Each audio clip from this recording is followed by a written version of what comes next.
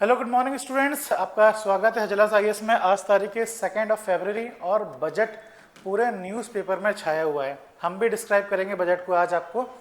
तो शुरुआत करते हैं बजट से। बजट आपको मैं दिखा देता हूँ पहले एक बार न्यूज़ में बजट किस तरीके से आया हुआ है। ये देखिए, जो फ्रंट पेज की हालत ये है कि गवर्नमेंट ने कैपिटल एक्सपेंडिचर बढ़ा दिया है। कैपिटल एक्सपेंडिचर 2% से 12% बढ़ गया है, 12% हो गया है कैपिटल एक्सपेंडिचर। ये आगे आपको मालूम चलेगा। उसके बाद जो सेकंड इंपॉर्टेंट न्यूज़ है, टैक्स डिवैल्यूएशन टू स्टेट। हर बार पूरे न्यूज़पेपर में पिछले 3-4 महीने से ये बात आ रही थी कि गवर्नमेंट जो टैक्स को जो स्टेट्स को पैसा दे रही है वो 41% से बढ़ाएगी अब इस बार, पर ऐसा नहीं करा। इस बार ही 41% ही है। फिर रेयर अर्थ मिनरल की रिगार्डिंग कॉरिडोर है पूरा जो आप समझ लीजिए हर चीज आज के टाइम पर जो भी चीज ट्रेंड कर रही है, जो चीज न्यूज में ट्रेंड कर रही है वो है रेयर अर्थ मिनरल्स।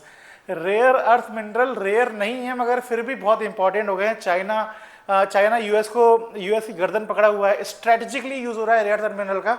उसके रिगार्डिंग गवर्नमेंट ने पॉलिसी बनाई है। फिर उसके बाद टूरिज्म के ऊपर एडिटोरियल लिखा था, एडिटोरियल आया था 2 दिन पहले। उसके बाद आज टूरिज्म के रिगार्डिंग बहुत सारे न्यूज़ आए हैं, बहुत सारे बजट में चेंजेस करे हैं टूरिज्म के रिगार्डिंग। और इसके एक और न्यूज़ आई है फार्मेसी के रिगार्डिंग, एक बायोसिमिलर एक गवर्नमेंट ने स्कीम लॉन्च करी है, वो भी बहुत ज़्यादा न्यूज़ में है। और वो मतलब आप थर्ड जो पेज है द हिंदू का, उसको अगर पढ़ोगे, साइंस एंड टेक के पेज को पढ़ोगे, उसमें पढ़ोगे, अगर फर्स्ट पेज को पढ़ोगे उसको, उसमें भी वो स्कीम्स के बारे में मेंशन है। आपको इन सारे जो बजट की रिगार्डिंग न्यूज़ है, इंपॉर्टेंट स्कीम्स है, उसके बारे में आज हम बताएंगे। तो शुरुआत करते हैं बजट से। और जो आज की जो न्यूज़ेस हैं, जैसे सीपीआई को इम्प्लीमेंट करना शुरू कर दिया है गवर्नमेंट ने, नया जो इंडिकेटर्स है, नया जो वेटेज है वो इशू कर दिया है गवर्नमेंट ने, उसके बारे में हम बात करेंगे। पहले बात कर लेते हैं बजट की। देखिए, शुरुआत में पहले आपको मैं क्या बताऊं, बजट को पहले बताऊं कि बजट है क्या, ये बता यहां से बताना शुरू करूं कि बजट में जो इंपॉर्टेंट चेंजेस हुए हैं वो बताना शुरू करूं, क्या बताऊं। पहले ऐसे करते हैं कि जो बजट में इंपॉर्टेंट फैक्ट्स हैं वो बता देते हैं। उसके बाद बजट की रिगार्डिंग पूरी एक वीडियो बनाएंगे जिसमें हम पूरा बजट को एक्सप्लेन करेंगे, ठीक है। तो बजट के रिगार्डिंग जो इंपॉर्टेंट फैक्ट है, ये जो मैं डॉक्यूमेंट आपके सामने ला रहा हूँ, ये बजट एट ग्लांस की डॉक्यूमेंट है, ये गवर्नमेंट ने कल रिलीज करा है। ये पूरा लिखा हुआ है। ये जो चार्ट है इसको मैं अभी आपको एक्सप्लेन करके दिखाऊंगा हमारे बजट स्पेशल सेशन में। उसके बाद आप कुछ फैक्ट्स देख लो इंपॉर्टेंट।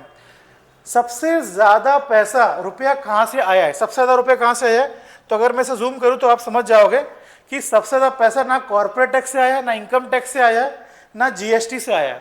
सबसे ज्यादा पैसा कहां से आया है, बोरोइंग से आया है। ये वाली बात याद रखिएगा, सबसे ज्यादा पैसा कहां पे आया है गवर्नमेंट के पास, बोरोइंग से आया है। बजट क्या है, बजट एक प्लानिंग है जिसमें आप आने वाले साल के लिए प्रोडिक्ट करने वाले हो कि पैसा कहां से आने वाला है और पैसा कहां से खर्च करने वाले हो, एस्टिमेट कर रहे हो आप।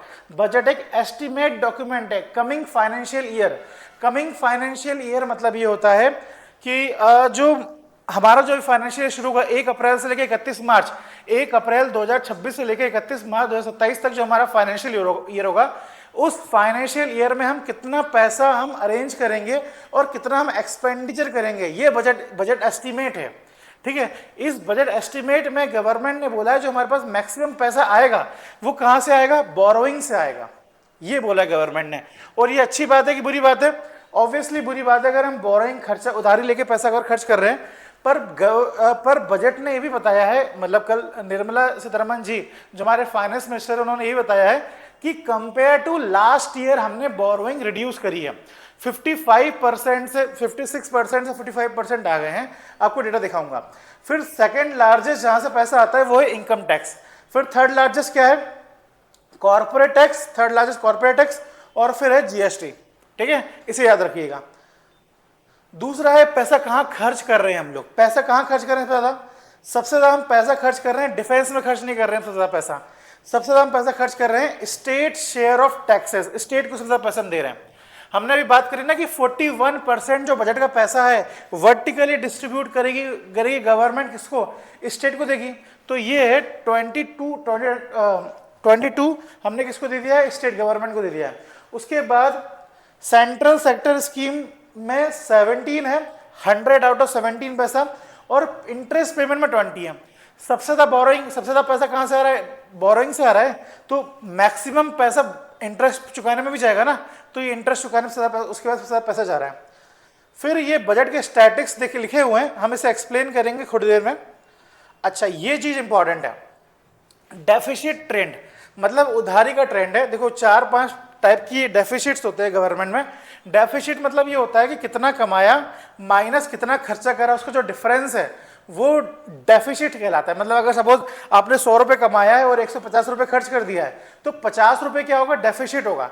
तो वही गवर्नमेंट ने 4-5 डेफिसिट है। फिजिकल डेफिसिट के रिगार्डिंग लास्ट ईयर क्वेश्चन आया था, रेवेन्यू डेफिसिट के ऊपर क्वेश्चन आ चुका है, इफेक्टिव रेवेन्यू डेफिसिट के ऊपर क्वेश्चन आ गया है, प्राइमरी डेफिसिट हमेशा न्यूज में रहता है। तो चारों जो डेटाज है वो इंपॉर्टेंट है।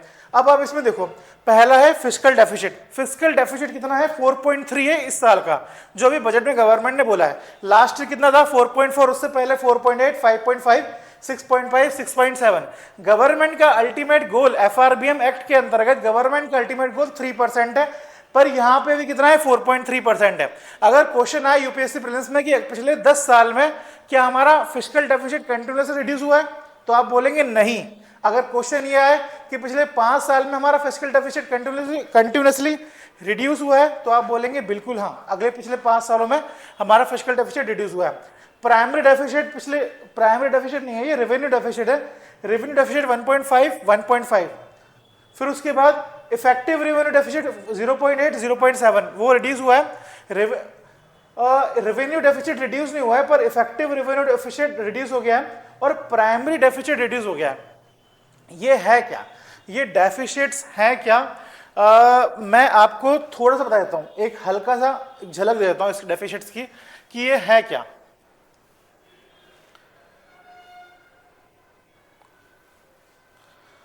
देखो गवर्नमेंट फिस्कल पॉलिसी क्या होती है, पहले ये देखो। फिस्कल पॉलिसी ये होती है, फिस्कल माने होता है पर्स, और पॉलिसी क्या होती है? उस पर्स में पैसे डालने और पैसे निकालने की जो पॉलिसी होती है वो फिस्कल पॉलिसी होती है। अब फिस्कल पॉलिसी को इंप्लीमेंट करने का जो सबसे बड़ा टूल है वो क्या है? बजट है। अब बजट फिस्कल पॉलिसी का टूल है, तो इसका मतलब ये है कि बजट में कहीं ना कहीं किसी ना किसी स्कीम से पैसे डालेंगे, पैसे डाले जाएंगे और पैसे निकाले जाएंगे। पैसे डालने को क्या बोलेंगे हम? पैसे इनकमिंग, और पैसे खर्च करने को बोलेंगे हम expenditure. Money receipt, budget receipt, budget expenditure. अब बजट में रिसिप्ट दो टाइप की होती है। एक होती है रेवेन्यू की रिसिप्ट और एक होता है कैपिटल की रिसिप्ट। देखो बजट को हम इसमें बांट सकते हैं। देखो बजट एस्टिमेट जो हमने बजट गवर्नमेंट ने पेश करा वो ये है। मैं थोड़ा साइड में आता हूं। बजट एस्टिमेट एक है रेवेन्यू बजट और एक है कैपिटल बजट। बजट को हम दो हिस्सों में बांट सकते हैं, रेवेन्यू बजट और कैपिटल बजट में। रेवेन्यू बजट के दो हिस्से हैं, एक है रिसिप्ट, रेवेन्यू रिसिप्ट। यहां मैंने इनकमिंग लिखा है, इनकमिंग चेंज करके यहां पे रिसिप्ट होना चाहिए। रिसिप्ट, रेवेन्यू रिसिप्ट और रेवेन्यू एक्सपेंडिचर। अब रेवेन्यू रिसिप्ट के अंदर क्या क्या आता है? टैक्स से पैसे आने वाला और नॉन टैक्स से पैसे आने वाला। टैक्स से पैसे आने वाला मतलब होता है डायरेक्ट टैक्स, और दूसरा है इनडायरेक्ट टैक्स। इसको मैं थोड़ा जूम करूंगा तो आपको दिख जाएगा। देखो हम हैं बजट एस्टिमेट में। बजट एस्टिमेट में हम देख रहे हैं रेवेन्यू बजट और फिर देख रहे हैं हम कैपिटल बजट। रेवेन्यू बजट को अगर हम जूम करें तो कुछ ऐसा दिखेगा। रेवेन्यू बजट को, ये रेवेन्यू बजट है। रेवेन्यू बजट में दो तरीके से पैसे आते हैं, रिसिप्ट और एक्सपेंडिचर में। अच्छा, रेवेन्यू बजट और कैपिटल बजट में अंतर क्या होता है? रेवेन्यू बजट में हम गवर्नमेंट अपनी जो फुल ड्यूटी है, जो सॉवरेन ड्यूटी है, उसे फुलफिल करती है। मतलब गवर्नमेंट अपना टैक्स लेना, गवर्नमेंट सैलरी देना, जो उसका मेन काम है वो काम करती है रेवेन्यू में। जो मतलब उसे करना ही करना है, अगर वो नहीं करेगी तो प्रॉब्लम हो जाएगी, वो देश आगे चल भी नहीं पाएगा। वो रेवेन्यू बजट में आता है।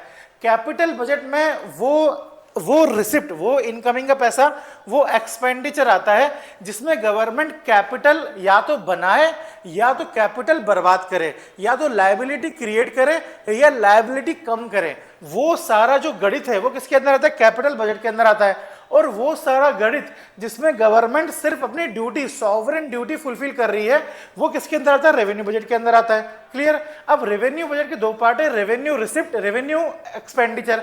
रेवेन्यू रिसिप्ट के अंदर आते हैं क्या क्या? देखो रेवेन्यू रिसिप्ट के अंदर आते हैं टैक्स, और नॉन टैक्स। टैक्स के अंदर क्या आते हैं? इनडायरेक्ट टैक्स और direct tax. Revenue non tax receipt के अंदर आते हैं, रेलवे से पैसा आ गया, रेलवे टिकट गवर्नमेंट बेच रही है ना, वहां से पैसा आ गया नॉन टैक्स। फिर डिविडेंड, मतलब गवर्नमेंट की कंपनीज है, ओएनजीसी है, बीएचईएल है, वो कुछ कमा रही है, वहां का पैसा आ जाएगा, यहाँ से गवर्नमेंट की इनकम हो जाएगी। गवर्नमेंट लोन देती है, उसका इंटरेस्ट। ये ग्रांट, ग्रांट लिखा है ना यहाँ पे, ये बहुत इंपॉर्टेंट चीज है। ग्रांट मतलब ये होता है कि गवर्नमेंट स्टेट्स को कुछ पैसा देती है, ग्रांट ऐसे ही दे देती है। फाइनेंस कमीशन बोलती है, उस वजह से दे देती है, या फिर कई बार गवर्नमेंट ऐसे दे देती है पैसा, ठीक है। तो वो क्या होता है? ग्रांट। इंटरेस्ट अर्न मतलब नॉन टैक्स रिसिप्ट, मतलब गवर्नमेंट लोन देती है किसी को तो वो इंटरेस्ट है। यहाँ पे जो ग्रांट है ये वो वाला ग्रांट है कि मतलब गवर्नमेंट ने किसी को पैसे दिए हैं, गवर्नमेंट को किसी ने पैसे दिए, जापान गवर्नमेंट ने दिया, यूएस गवर्नमेंट ने दे दिया, वर्ल्ड बैंक ने दे दिया, तो ये पैसा है ग्रांट का। फिर है बजट एक्सपेंडिचर। एक्सपेंडिचर में पहला जो है वो इनकम रिपेमेंट। इनकम रिपेमेंट नहीं है ये एक्चुअली है इंटरेस्ट रिपेमेंट। इंटरेस्ट रिपेमेंट है ये। इंटरेस्ट रिपेमेंट मतलब ये होता है कि गवर्नमेंट को किसी ने पैसा दिया है लोन में। अभी हमने देखा बहुत सारा लोन लिया गवर्नमेंट ने, गवर्नमेंट को इंटरेस्ट चुकाना पड़ेगा, तो वो किसके अंदर आएगा? रेवेन्यू एक्सपेंडिचर के अंदर आएगा। फिर गवर्नमेंट सैलरी देगी, अपने जो सरकारी एम्प्लॉयज है उनको देगी, ग्रांट्स देगी। ग्रांट्स यहाँ पे मैंने अभी बताया था, फाइनेंस कमीशन बोलती है सेंट्रल गवर्नमेंट को कि आप इन स्टेट को ये ग्रांट्स देना, तो ये ग्रांट्स के अंदर आएगी। सब्सिडीज गवर्नमेंट देती है, फार्मर सब्सिडी देती है, अलग अलग जगह पे सब्सिडीज देती है, पीएलआई स्कीम में पैसा खर्च करती है गवर्नमेंट। तो वो एक्सपेंडिचर कहाँ से होता है? यहाँ से होता है, रेवेन्यू एक्सपेंडिचर, ये एक्सपेंडिचर है, ठीक है। दूसरा कौन सा पार्ट है बजट का? Capital budget. कैपिटल बजट के अंदर भी दो हिस्सा है, कैपिटल रिसिप्ट और कैपिटल एक्सपेंडिचर। कैपिटल रिसिप्ट क्या होता है? जब गवर्नमेंट लायबिलिटी क्रिएट करती है, मतलब उधार। कैपिटल रिसिप्ट के अंदर दो तरीके से पैसा आता है, या तो आप ना कैपिटल को डाइल्यूट कर दो, मतलब अपना जो कंपनी का डिसइन्वेस्टमेंट कर दो, और कंपनी का डिसइन्वेस्टमेंट मतलब सपोज आपके पास एलआईसी है, आपने एलआईसी के 50% शेयर बेच दिए, तो जो पैसा आ गया वो कहाँ पे आ जाएगा? रिसिप्ट के अंदर आ जाएगा, कैपिटल रिसिप्ट के अंदर आ जाएगा। और लोन रिकवरी क्या होता है? आपने किसी को लोन दिया था, आपने उसका प्रिंसिपल अमाउंट वापस ले लिया, तो वो किसके अंदर आ जाएगा? लोन रिकवरी के अंदर आ जाएगा। इंटरेस्ट किसके अंदर आता है? रेवेन्यू रिसिप्ट के अंदर आता है इंटरेस्ट। कैपिटल रिसिप्ट के अंदर आ रहा है, प्रिंसिपल आ रहा है। फिर रिसिप्ट के अंदर डेट, कैपिटल रिसिप्ट के अंदर डेट है। डेट दो टाइप के होते हैं, इंटरनल डेट और एक्सटर्नल डेट। बाहर से भी उधार पैसा ले सकते हो आप, और देश के अंदर से भी पैसा ले सकते हो। ये है दो टाइप के डेट। अब आते हैं कैपिटल एक्सपेंडिचर में। कैपिटल एक्सपेंडिचर मतलब उस जगह पे एक्सपेंडिचर करना जो दो काम करे, लायबिलिटी रिड्यूस करे और आपके लिए असेट का क्रिएशन करे। जब ये दो काम होते हैं तो वो क्या कहलाता है? कैपिटल एक्सपेंडिचर कहलाता है। इंफ्रास्ट्रक्चर में पैसा इन्वेस्टमेंट कर दो, स्टेट गवर्नमेंट को पैसा दे दो उधार में, या किसी भी फॉरेन कंपनी को, फॉरेन कंट्रीज को उधार में दे दो पैसा, इसमें आ जाएगा। या फिर यूनियन रिपेइंग लोन प्रिंसिपल, अगर आप अपना लोन प्रिंसिपल दे दो किसी को, मतलब आपने किसी से उधार लिया, अब आप अपना प्रिंसिपल जो मूलधन है वो चुका दो, तो वो किसके अंदर आएगा? कैपिटल एक्सपेंडिचर के अंदर आएगा। ये बजट का मोटा मोटा डॉक्यूमेंट है। अब मैं आपको एक बार, जब हमने ये देख ही लिया है, तो एक बार हम क्यों ना जो बजट में आंकड़े लिखे हैं, क्यों ना उसके बारे में डिस्कस कर लेते हैं। ये देखो आप, ये जो डॉक्यूमेंट है इसमें ये डॉक्यूमेंट आपको टेलीग्राम चैनल मिल जाएगा। इस डॉक्यूमेंट का ये वाला पेज है, ये वाला सबसे इंपॉर्टेंट पेज है। ये पेज आपके साल भर काम आएगा। देखो इस पेज में पहली चीज जो ये लिखी है वो ये लिखा है कि ये बजट, यहां लिखा है आपका बजट, देखो 26-27 लिखा है। तो हम किस ईयर के बारे में बात करें? 2026 और 2027, ठीक है। इसको हम फाइनेंशियल ईयर 27 भी लिख सकते हैं। ओके यार, ये क्या हो रहा है?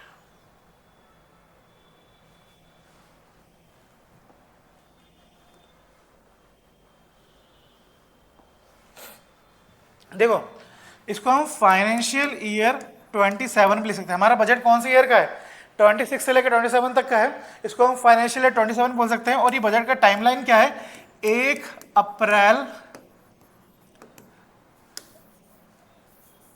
अरे यार,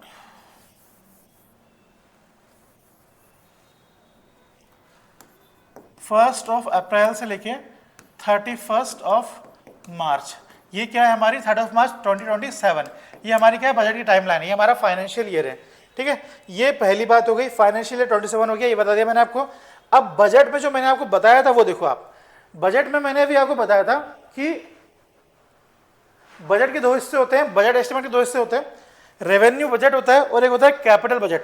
रेवेन्यू बजट में क्या होता है, इनकमिंग मतलब जो रेवेन्यू रिसिप्ट होता है वो, और रेवेन्यू एक्सपेंडिचर होता है। अब आप देखो बजट के डॉक्यूमेंट में क्या लिखा हुआ है, बजट के डॉक्यूमेंट में देखो ये लिखा है रेवेन्यू रिसिप्ट, ये लिखा है कैपिटल रिसिप्ट, और ये लिखा है टोटल एक्सपेंडिचर के अंदर लिखो आप रेवेन्यू का एक्सपेंडिचर, और ये देखो आप कैपिटल अकाउंट का एक्सपेंडिचर। ठीक है, समझ में आ रहा है मेरी बात जो मैं बोल रहा हूं, ये होगी पहली चीज। रेवेन्यू रिसिप्ट कितनी है 26-27 में, 35 लाख करोड़ रेवेन्यू रिसिप्ट है, 35 लाख करोड़ रेवेन्यू रिसिप्ट है। इस 35 लाख करोड़ में जो टैक्स से पैसे आया है, टैक्स मतलब डायरेक्ट टैक्स और इनडायरेक्ट टैक्स, देखो यहां पे चार्ट बना हुआ अपना, डायरेक्ट टैक्स और इनडायरेक्ट टैक्स से जो पैसा आया हुआ है वो लगभग कितना है, वो लगभग 28 लाख करोड़। और नॉन टैक्स रिसिप्ट से कितना पैसा आया हुआ है, इंटरेस्ट से या फिर फीस से, फाइन से, टिकट बेच के, डिविडेंड से, वो वहां से कितना पैसा हुआ है 66,000 करोड़। ठीक है, ये वाली बात देखिएगा। तो टोटल रेवेन्यू रिसिप्ट कितनी है, 35 लाख करोड़ रुपए रेवेन्यू रिसिप्ट है। अब कैपिटल रिसिप्ट कितनी है, कैपिटल रिसिप्ट कितनी है 18 लाख करोड़, इकाई दहाई सैकड़ा हजार 10,000 लाख, 18 लाख करोड़ रुपए क्या आपका रेवेन्यू रिसिप्ट है। रेवेन्यू रिसिप्ट 18 लाख करोड़ है। रेवेन्यू रिसिप्ट का हमने चार्ट देखा था, अभी कहां से आता है रेवेन्यू रिसिप्ट, लोन से आता है। अभी थोड़ी देर पहले हमने देखा था बजट में कि हमारा जो बजट में सबसे ज्यादा पैसा कहां से आ रहा है, लोन से आ रहा है। हम लोग बोरोइंग से पैसा ला रहे हैं ज्यादा, तो बोरोइंग से पैसा देखो, बोरोइंग का पैसा कहां पे इन्वॉल्व होता है, कैपिटल बजट में, कैपिटल रिसिप्ट में कैलकुलेट होता है बोरोइंग का पैसा। तो जब आप कैपिटल रिसिप्ट का पैसा देखोगे, कैपिटल रिसिप्ट देखोगे आप, तो कैपिटल रिसिप्ट में लोन का पैसा देखो आप, ये जो बोरोइंग देखो, ये बोरोइंग देखो आप कितना है 16 लाख करोड़, तो सिर्फ हम उधारी लेके आ रहे हैं, 16 लाख करोड़ की हमने उधारी ली है पूरी। और फिर लोन रिकवरी, मतलब लोन रिकवरी मतलब आपने किसी को पैसे दिए, उसने आपको पैसे वापस कर दिए, तो वो लोन रिकवरी 38,000 करोड़ वहां से लिया हमने। फिर अदर रिसिप्ट क्या है 8,000 करोड़, अदर रिसिप्ट मतलब क्या है, डिसइन्वेस्टमेंट करके 8,000 करोड़ आए आपके पास। ठीक है, ये वाली बात हो गई। तो ये हो गया कैपिटल रेवेन्यू रिसिप्ट और कैपिटल रिसिप्ट हो गया। अब आ जाते हैं टोटल एक्सपेंडिचर में। एक्सपेंडिचर के दो हिस्से हैं, रेवेन्यू एक्सपेंडिचर और कैपिटल अकाउंट में एक्सपेंडिचर। ये देखो कैपिटल अकाउंट में एक्सपेंडिचर है और ये रेवेन्यू अकाउंट में एक्सपेंडिचर। रेवेन्यू अकाउंट में हमारी रिसिप्ट 35 लाख करोड़ थी, हमारा एक्सपेंडिचर कितना है 41 लाख करोड़ हमारा एक्सपेंडिचर है। और कैपिटल अकाउंट में हमारा रिसिप्ट कितनी थी 18 लाख करोड़, हमारा एक्सपेंडिचर कितना है 12 लाख करोड़। ठीक है, ये हमारा कैपिटल अकाउंट में एक्सपेंडिचर है। ठीक है, अब इसके बाद सबसे इंपॉर्टेंट बात जिसकी वजह से हम यहां पे आए हैं वो ये है कि ये फिस्कल डेफिसिट क्या होता है। फिस्कल डेफिसिट कितना है 16 लाख करोड़ फिस्कल डेफिसिट है। फिस्कल डेफिसिट का फॉर्मूला क्या होता है, देखो पहला तो ये देखो, मैं यहां पे आके समझाता हूं आपको।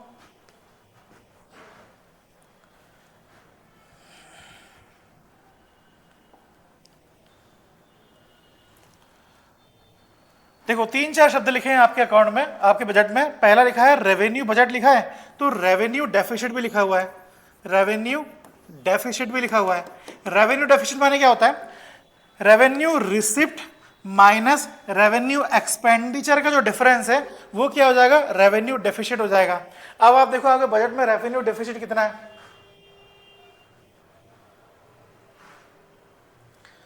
ये देखो इफेक्टिव रेवेन्यू, ये देखो रेवेन्यू डेफिसिट ये लिखा है रेवेन्यू डेफिसिट। अब आपके अकाउंट में रेवेन्यू डेफिसिट कितना है 59,000 करोड़ रुपीस। ठीक है, 59,000 करोड़ क्या आपका रेवेन्यू डेफिसिट है। प्लस में मतलब ज्यादा पैसा आया है, कम पैसा हमने खर्च करा है, मतलब रेवेन्यू रिसिप्ट ज्यादा है, रेवेन्यू एक्सपेंडिचर से ज्यादा है। कितना ज्यादा है 59,000 करोड़ ज्यादा है। ठीक है, ये रेवेन्यू डेफिसिट है। ओके, अब दूसरा आते हैं, दूसरा किस में आते हैं, इफेक्टिव रेवेन्यू डेफिसिट में आते हैं। इफेक्टिव रेवेन्यू डेफिसिट क्या होता है,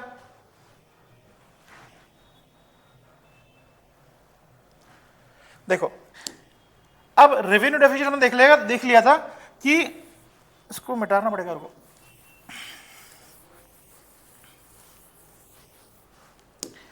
रेवेन्यू डेफिसिट हमने देखा कि रिसिप्ट, एक minute, revenue receipt minus revenue expenditure क्या है, रेवेन्यू डेफिसिट है, ये हमने देखा अभी। अब दूसरा शब्द आता है effective revenue deficit. Effective revenue deficit क्या होता है, जब हम रेवेन्यू डेफिसिट से जब हम माइनस करेंगे वो पैसा जो हमने स्टेट्स को दिया है, जो स्टेट्स को हमने पैसा दिया है और स्टेट्स ने वो पैसा कहाँ पे इन्वेस्टमेंट करा है, कैपिटल एक्सपेंडिचर में। कहाँ में स्पेंड करा है, कैपिटल खरीदने में। कैपिटल मतलब ये होता है कोई भी गुड एंड सर्विसेज में खरीदना जो आगे आपको और भी नए प्रोडक्ट बना के दे। समझ में आ गया? कैपिटल एक्सपेंडिचर वो इन्वेस्टमेंट होता है, वो एक्सपेंडिचर होता है जिससे आप आने वाले टाइम पे और भी प्रोड्यूस कर पाओ। एग्जांपल ये है कि समोसा कंज्यूमर एक्सपेंडिचर हो रहा है। अगर आप समोसा खरीद रहे हो तो वो कंज्यूमर एक्सपेंडिचर है, पर अगर आप समोसे बनाने की मशीन खरीद रहे हो तो वो कैपिटल एक्सपेंडिचर है। क्यों वो कैपिटल एक्सपेंडिचर है? क्योंकि समोसा बनाने की मशीन आपको और भी समोसा बना के देगा और आप उससे और भी अमीर हो सकते हो, तो वो कैपिटल एक्सपेंडिचर है। तो जब रेवेन्यू एक्सपेंडिचर से हम माइनस करेंगे कैपिटल एक्सपेंडिचर इस ग्रांट वाला, तो वो क्या आ जाएगा, इफेक्टिव रेवेन्यू डेफिसिट। ये वाली बात याद रखिएगा। अब अगला जो है वो देख लेते हैं एक बार। सॉरी ये वाला है, हाँ, इफेक्टिव कैपिटल। अब देखो इफेक्टिव कैपिटल एक्सपेंडिचर क्या होता है। इफेक्टिव कैपिटल एक्सपेंडिचर होता है 12(13) grant in aid to creation of capital asset on the capital account. Effective capital expenditure मतलब ये होता है कैपिटल अकाउंट में जो खर्चा करा है आपने। देखो इधर मैं इसे दिखाता हूं यहां पे आपको।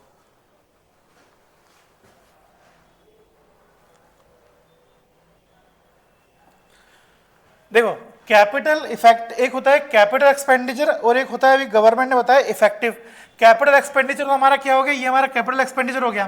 पर इफेक्टिव कैपिटल एक्सपेंडिचर ये होगा कि ये वाला एक्सपेंडिचर प्लस ये जो पैसा गवर्नमेंट ने एक्सपेंड करा है, इन दोनों को जब हम प्लस करेंगे तो क्या होगा, इफेक्टिव कैपिटल एक्सपेंडिचर। क्या होगा, इफेक्टिव कैपिटल एक्सपेंडिचर। ये वाली बात भी क्लियर हो गई। अब आप क्या आते हैं, फिस्कल डेफिसिट आते हैं। इफेक्टिव कैपिटल एक्सपेंडिचर देख लिया, रेवेन्यू डेफिसिट देख लिया, इफेक्टिव रेवेन्यू डेफिसिट देख लिया। अब आते हैं फिस्कल डेफिसिट में। फिस्कल डेफिसिट क्या होता है वो देखो। अब आप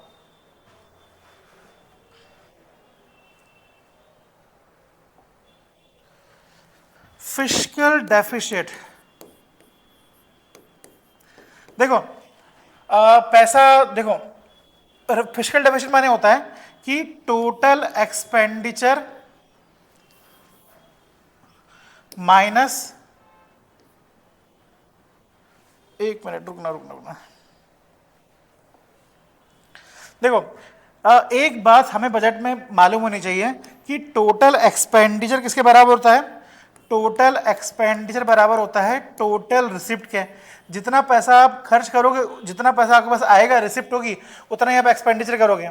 अब total expenditure is equals to total receipt को हम ऐसे ले सकते हैं, टोटल रिसिप्ट को हम ऐसे ले सकते हैं कि रेवेन्यू रिसिप्ट और कैपिटल रिसिप्ट, ये ले सकते हैं हम टोटल रिसिप्ट को। तो total receipt is equals to capital receipt plus revenue receipt, ये ले सकते हैं। ठीक है। अब जो रेवेन्यू रिसिप्ट है वो तो ये वाली रिसिप्ट हो गई, पर जो कैपिटल रिसिप्ट है उसमें कौन सा पैसा आता है, टोटल एक्सपेंडिचर। देखो रेवेन्यू जो कैपिटल रिसिप्ट है उसमें दो तरीके से पैसा आता है, एक होता है डेट के तरीके से और एक आता है नॉन डेट तरीके से। तो टोटल एक्सपेंडिचर को हम ऐसा ले सकते हैं, कैपिटल रिसिप्ट की जगह डेट कैपिटल रिसिप्ट और एक लिख सकते हैं नॉन डेट कैपिटल रिसीट, ये लिख सकते हैं। और फिर आगे लिख देंगे हम प्लस रेवेन्यू रिसीट। ठीक है। अब क्या करेंगे, डेट कैपिटल रिसीट को इस तरफ लेके आएंगे। अब देखो debt capital receipt is equals to total expenditure minus bracket open revenue receipt plus non debt capital receipt. अगर हम ये कर देंगे तो ये जो हमारे पास आया डेट कैपिटल रिसीट, ये क्या होता है, हमारे पास फिस्कल डेफिसिट होता है। और यही क्वेश्चन पिछले साल के प्रीलिम्स में आया था। ठीक है, ये चीज क्या होती है, फिस्कल डेफिसिट होती है, debt capital receipt fiscal deficit होता है। अब गवर्नमेंट का फिस्कल डेफिसिट कितना है, गवर्नमेंट का फिस्कल डेफिसिट 4.4 पिछले साल था, इस साल कितना है 4.3। ये डेटा इंपॉर्टेंट है, ये याद रखना है। क्लियर। अब मैं आपको दिखाई देता हूं फिस्कल डेफिसिट कितना है बजट गवर्नमेंट का, 16 लाख करोड़ का है। ये देखो 16 लाख, अराउंड 17 लाख करोड़ का गवर्नमेंट का फिस्कल डेफिसिट है। ये हो गया फिस्कल डेफिसिट। अगला है प्राइमरी डेफिसिट। अब ये प्राइमरी डेफिसिट क्या होता है, देखो प्राइमरी डेफिसिट मतलब गवर्नमेंट क्या करती है, ये बताती है कि, मैं बताता हूँ पहले प्राइमरी डेफिसिट का फॉर्मूला बताता हूँ, इस इधर नहीं उधर बताता हूँ, चार्ट में बताता हूँ आपको, चार्ट में समझ में आएगा। देखो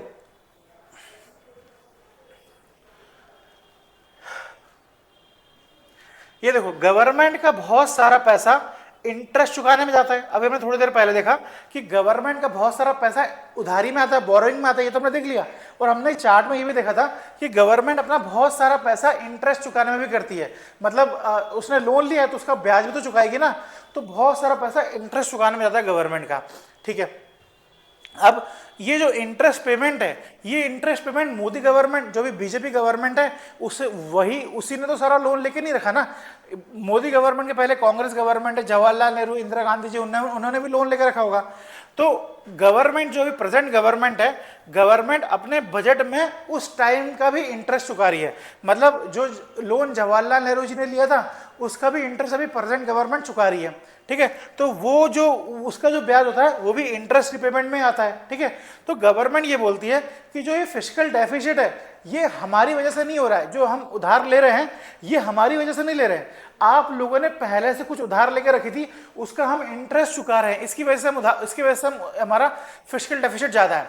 असलियत में अगर आपको प्रेजेंट गवर्नमेंट की क्रेडिबिलिटी देखनी है कि प्रेजेंट गवर्नमेंट ने कितनी उधारी लेकर रखी है, तो आपको देखना चाहिए, क्या देखना चाहिए आपको देखना चाहिए प्राइमरी डेफिसिट।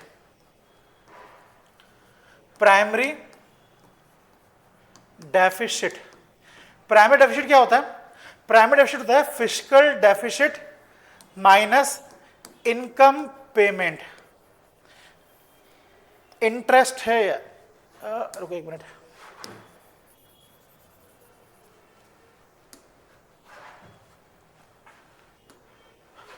माइनस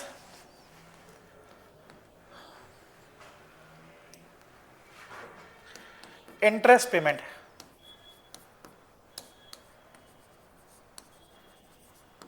ठीक है, ये फॉर्मूला है प्राइमरी डेफिसिट का।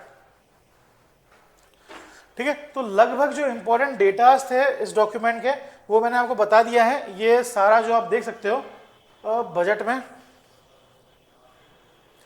ठीक है, तो ये वाला जो पार्ट है अपने बजट का ये बहुत अच्छे से डिस्कस कर दिया है, गवर्नमेंट कहाँ से पैसा ला रही है, कहाँ पे खर्च कर रही है। अगर आपको ये चार्ट एक्सप्लेन समझ में आ गया है ना, तो आपको पूरा बजट समझ में आ जाएगा। एक बार फिर से इस वीडियो को देखिएगा आप, तो आपको ये जो वाला पार्ट बहुत क्लियर हो जाएगा। तो बजट का ये वाला हिस्सा हमने बता दिया है। बजट में हमने ये बता दिया कहाँ पैसा खर्च कर रही है गवर्नमेंट, कहाँ से पैसा ला रही है। अब इसके बाद ये देखो, यहाँ से शुरू करा था ना डेफिसिट ट्रेंड, डेफिसिट ट्रेंड ये वाली याद रखने का, फिस्कल डेफिसिट 5 साल से कम हो रहा है, और जो रेवेन्यू डेफिसिट तो बराबर ही है, पर इफेक्टिव रेवेन्यू डेफिसिट पिछले 5 साल से घट रहा है, पिछले 5 साल से घट रहा है, 3.3, 3.0, 2.0, ये वाली बात याद रखिएगा। इसमें एक क्वेश्चन ये भी आता है कि सबसे बड़ा डेफिसिट कौन सा है, तो ये बात याद रखना कि फिस्कल डेफिसिट सबसे बड़ा है, उसके बाद रेवेन्यू डेफिसिट है, उसके बाद इफेक्टिव रेवेन्यू डेफिसिट है, फिर उसके बाद प्राइमरी डेफिसिट है। ठीक है, प्राइमरी डेफिसिट है, ये वाली बात याद रखिएगा। और ये वाला बात सवाल आ भी चुका है शायद पेपर में। ठीक है, चलो आगे बढ़े। ये देखो डेट, गवर्नमेंट का ये budget, debt as per state liability, state of liability जो बजट में दिया है।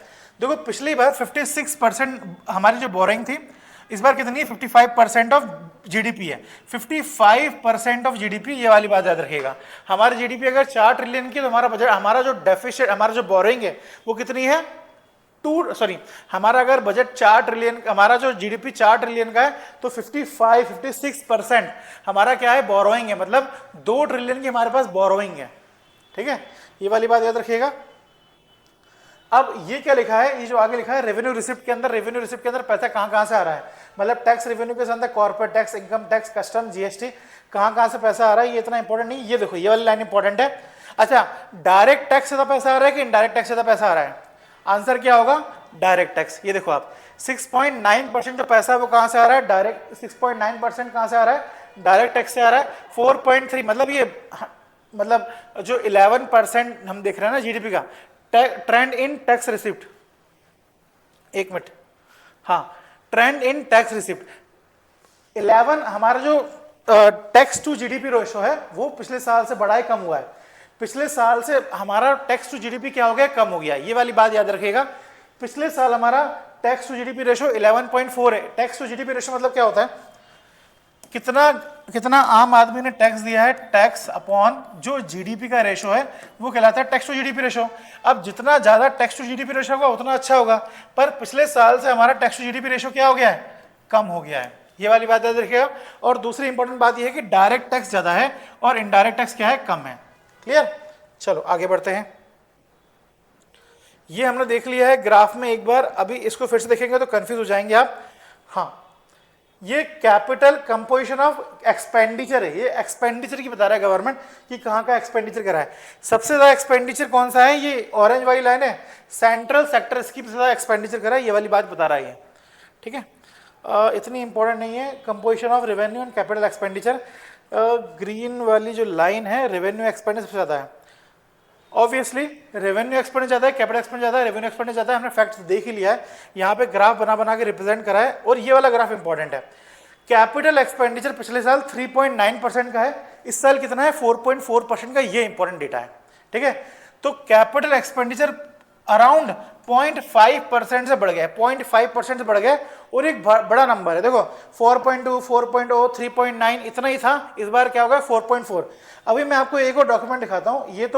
ये तो कैपिटल एक्सपेंडिचर है, सिर्फ ये कैपिटल एक्सपेंडिचर है। हमने देखा था कि टोटल कैपिटल एक्सपेंडिचर, जो ग्रॉस कैपिटल एक्सपेंडिचर कर रही है वो कितना कर रही है गवर्नमेंट, वो हम देखते हैं, इधर देखेंगे। ये देखो, इस डॉक्यूमेंट में हम देखेंगे। इस डॉक्यूमेंट में आपको पहले मैं कैपिटल एक्सपेंडिचर दिखा देता हूँ, जो फ्रंट पेज में न्यूज़ भी थी वो पहले दिखाता हूँ आपको, उसके बाद अपन स्कीम के बारे में बात करेंगे।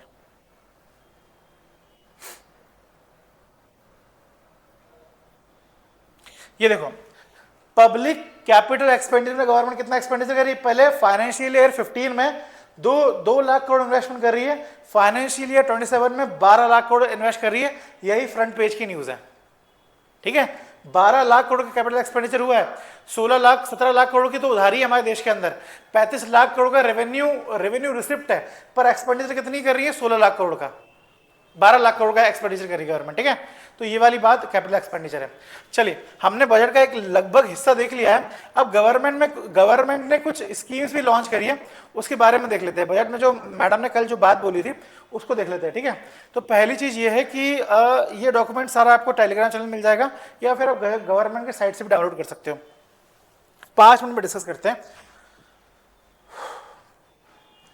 मिनिस्ट्री ऑफ फाइनेंस ने बजट रिलीज करा है। 26-27 को हम क्या बोल सकते हैं? 27 नहीं बोल सकते। ये पहली बात। दूसरी बात ये है कि ये जो बजट में 3 चीजें बात बोली है। फर्स्ट, कर्तव्य। 3 कर्तव्य के बारे में बात करी बजट में। फर्स्ट कर्तव्य, सेकंड कर्तव्य, थर्ड कर्तव्य। फर्स्ट कर्तव्य के बारे में बात करिए, accelerate and sustainable economic growth.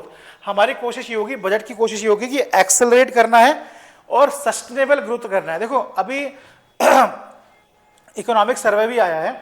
Economic survey ने क्या बोला है? इकोनॉमिक सर्वे ने ये बोला है कि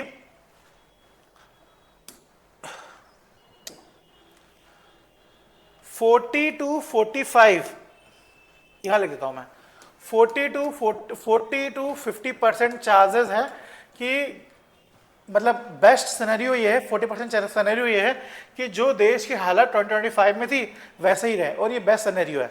उसके बाद बजट बोलता है कि बाकी जो 40+ और 20+ जो सिनेरियो है वो ये है कि या तो वॉर हो सकता है, और जो हालत है 2008 की जो इकोनॉमिक रिसेशन था वर्ल्ड में वो भी हो सकता है। मतलब 60% चांसेस है कि हम परेशान ही रहे, मतलब वर्ल्ड से, बाकी फॉरेन कंट्री से हम परेशान ही रहे। तो वही बात यहां बजट में गवर्नमेंट ने बोली है, इनहेंस प्रोडक्टिविटी। देखो सेकंड पॉइंट देखो, building resilience to volatile global dynamics. जो ग्लोबल डायनामिक्स वोलेटाइल है उसकी रिगार्डिंग हमें रेजिलियंस मेंटेन करना, ये बात बजट ने बोली। फर्स्ट कर्तव्य हमारा सस्टेनेबल ग्रोथ, एट लीस्ट जो 2025 में ग्रोथ थी वही अगर हम ग्रोथ लेके सस्टेन कर पाएंगे तो हम आगे बढ़ जाएंगे। अगर हम वो सस्टेन नहीं कर पाएंगे तो प्रॉब्लम हो जाएगी, क्योंकि 60% चांसेस में तो अनस्टेबिलिटी है वर्ल्ड में। ये वाली बात बजट ने बोली, बजट ने भी बोली और इकोनॉमिक सर्वे ने बोली वाली बात। दूसरी सेकंड कर्तव्य, fulfil aspiration of our people. हम लोग जो हमारे पीपल है उनकी एस्पिरेशन, प्रियम्बल में भी लिखा है कि अपॉर्चुनिटी अवेलेबल करानी है, ये सेकंड कर्तव्य भी यहाँ पे लिखा है। थर्ड कर्तव्य लिखा है सबके साथ सबका विकास, थर्ड कर्तव्य सबके साथ काम करना है। Ensure that every family, community and region sector has access to resource, amenities and opportunity for meaningful participation। देखो सेकंड और थर्ड थोड़ा सेम लिखेगा, पर सेकंड वाली चीज में ये बात लिखा है कि making them strong partner in India's path of prosperity. Second वाले में जो अलग चीज है वो ये है कि पार्टनर बना के काम करना है, ठीक है, पार्टनर के साथ काम करना है। देश और गवर्नमेंट, देश के लोगों को और देश की गवर्नमेंट को आपस में पार्टनर से साथ काम करना है, पार्टनर बन के काम करना है। तो ये तीन कर्तव्य के रिगार्डिंग बात करनी है।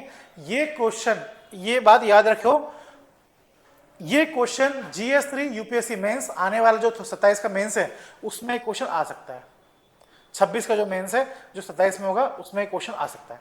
ये वाली बात याद रखिएगा, ठीक है। तीन कर्तव्य के रिगार्डिंग बात आ सकती है, किसी पेपर में, किसी भी ना किसी पेपर में सवाल आ सकता है, ठीक है। अच्छा, अब इसके बाद गवर्नमेंट ने यहाँ पे तारीफ करी है कि हमने 350 से ऊपर गवर्नमेंट स्कीम लॉन्च करी है, हाई लेवल कमिटीज बनाई हैं, डीरेगुलेशन करा है। डीरेगुलेशन मतलब ज़्यादा कंट्रोल ना करके थोड़ा सा लिबर्टी अवेलेबल कराई है, डीरेगुलेशन करा है, ठीक है। मतलब रिड्यूसिंग कंप्लायंस रिक्वायरमेंट ताकि इजी ऑफ डूइंग बिजनेस बढ़ पाए। कॉम्प्रिहेंसिव इकोनॉमिक रिफॉर्म्स हमने करे, ये सारी बातें करी हैं। और ये सारी बातें गवर्नमेंट ने कुछ हेडिंग्स के अंदर करी हैं। वो हेडिंग्स ये हैं: sustainable economic growth, strengthen the foundation of growth, develop centric development, people centric development, trust based government, easy of doing business, fiscal matters। ये सारी हेडिंग्स के अंदर गवर्नमेंट ने क्या करी, ये सारी बातें करी हैं कि भाई हमने बहुत सारी स्कीम्स लॉन्च करी है, डीरेगुलेशन करा, ये सारी। अब ये करके इन सारी हेडिंग्स को देख लेते हैं। पहला है sustainable economic growth. Sustainable economic growth के अंदर जो हेडिंग दी है, जो पहला पॉइंट गवर्नमेंट ने बोला है वो है मैन्युफैक्चरिंग। गवर्नमेंट ने बोला है कि मैन्युफैक्चरिंग में इन्वेस्ट करके, मैन्युफैक्चरिंग में पैसे खर्च करके हम सस्टेनेबल इकोनॉमिक ग्रोथ अचीव कर सकते हैं मैन्युफैक्चरिंग में। देखो क्या क्या स्कीम लॉन्च करा है।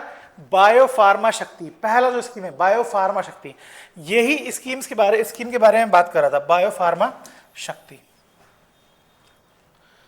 इस स्कीम्स में गवर्नमेंट बोली है कि 5 साल में 10,000 करोड़ का इन्वेस्टमेंट करेंगे फार्मास्यूटिकल कंपनी में।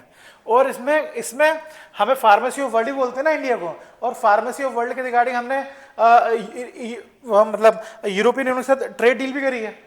देखो ये स्कीम बहुत इंपॉर्टेंट है। यहाँ पे जेनरिक मेडिसिन के बारे में बात नहीं करी है। देखो इधर बताता हूँ मैं आपको, यहाँ बात करी है बायोसिमिलर के बारे में बात करी है, बायोसिमिलर के बारे में बात करी है, ना कि जेनरिक मेडिसिन के बारे में बात करी है। बायोसिमिलर क्या होता है? जनरली दवाई बनाने में हम केमिकल का यूज करते हैं, जनरली दवाई बनाने में केमिकल यूज करते हैं, पर यहां पे हम केमिकल का यूज ना करके लिविंग ऑर्गेनिज्म का यूज करके दवाइयां बनाएंगे। ये वाली बात हो रही है बायोसिमिलर में। समझ में आ गया? इंटेलेक्चुअल प्रॉपर्टी राइट के वजह से यूरोपियन यूनियन और हमारे इंडिया के बीच में जो फ्री ट्रेड एग्रीमेंट है वहां पे एक प्रॉब्लम है इंटेलेक्चुअल प्रॉपर्टी राइट के बारे में। अभी भी डिसएग्रीमेंट है हमारे कंट्री के बीच में इंटेलेक्चुअल प्रॉपर्टी राइट के बारे में। जब ये स्कीम अच्छे से होगी, इंप्लीमेंट होगी, बायोसिमिलर प्रोडक्ट बनेंगे, जेनरिक मेडिसिन में कम जोर होगा, बायोसिमिलर में ज्यादा काम होगा, तो आईपीआर इंटेलेक्चुअल प्रॉपर्टी राइट के रिगार्डिंग भी थोड़ा सा लिबर्टी आएगी। 10,000 करोड़ का इन्वेस्टमेंट हो रहा है 5 साल में। बायो फार्मा के ऊपर बहुत इन्वेस्टमेंट है। बायो फार्मा एक है, इसके अलावा मेडिसिन, टूरिज्म के ऊपर बहुत इन्वेस्टमेंट है, आगे आपको दिखेगा बाद में, ठीक है। सेमीकंडक्टर्स बनाएंगे, दुनिया की हर चीज में सेमीकंडक्टर लगा हुआ है अब तो। सोलर पैनल बनाने हैं सेमीकंडक्टर, मोबाइल बनाना है सेमीकंडक्टर, कंप्यूटर बनाना है सेमीकंडक्टर, एसी बनाना है सेमीकंडक्टर, हर जगह सेमीकंडक्टर लगने वाले हैं। तो 2020 में कोविड की वजह से इन लोगों ने, चाइना ने हमारे ऊपर सेमीकंडक्टर का एक्सपोर्ट करना बंद कर दिया था। अभी रिसेंटली चाइना ने यूएस में सेमीकंडक्टर का एक्सपोर्ट करना बंद कर दिया था, जब यूएस ने चाइना के ऊपर टैरिफ लगाया था तब। तो हम चाहते हैं सॉवरेनिटी अगर इंडिया को मेंटेन करनी है, सॉवरेनिटी अगर इंडिया को चाहिए तो सेमीकंडक्टर बनाना पड़ेगा। तीसरा है scheme for rare earth minerals. Rare earth के लिए गवर्नमेंट ने स्कीम बनाई है। अब ये रेयर अर्थ मिनरल्स क्या होते हैं? रेयर अर्थ मिनरल्स रेयर नहीं है, पहली बात तो ये है। वो उसको रेयर इसलिए बोलते हैं क्योंकि जब ये पहली बार ढूंढने गए थे तब लोगों को लगा था कि ये रेयर है, और अभी भी लोग रेयर इसलिए बोलते हैं क्योंकि इनकी जो एक्सट्रैक्ट करने की जो टेक्नोलॉजी है वो रेयर है, इसलिए रेयर अर्थ मिनरल हैं। ये रेयर इसके लिए नहीं है कि इनकी नंबर्स कम है मार्केट में, इसलिए रेयर नहीं है। मैं आपको एक दिखा देता हूँ। देखो रेयर अर्थ मिनरल कौन से होते हैं, स्कैंडिनेवियन, यटियम, लेथियम, और लेथियम की जो पूरी सीरीज है ये क्या है रेयर अर्थ मिनरल्स में आते हैं। ठीक है, चलो फिर से आते हैं अपने डॉक्यूमेंट में, बजट हाईलाइट में आते हैं। ठीक है, बताइए मैंने आपको स्कीम्स, डेडिकेटेड केमिकल पार्क्स बनाने बात हो रही है, इंडस्ट्रियल क्लस्टर के बारे में बात हो रही है। देखो कल ही एडिटोरियल लाया था स्टील के रिगार्डिंग, ग्रीन स्टील के रिगार्डिंग के बारे में बात हो रही थी, तो उसमें भी कंक्लूजन राइटर ने ये दिया था कि भाई एक क्लस्टर में अगर हम काम करेंगे, पर्टिकुलर एरिया में अगर रिन्यूएबल स्टील का काम करेंगे और ग्रीन स्टील काम करेंगे तो स्टील का प्रोडक्शन बढ़ेगा और ग्रीन स्टील का प्रोडक्शन बढ़ेगा। तो ये वाली बात यहाँ पे राइटर ने बोली है कि इंडस्ट्रियल क्लस्टर बनाएंगे हम लोग। फिर इलेक्ट्रॉनिक कंपोनेंट के बारे में बात हुई है, scheme for content manufacturing, integrated programme for textile.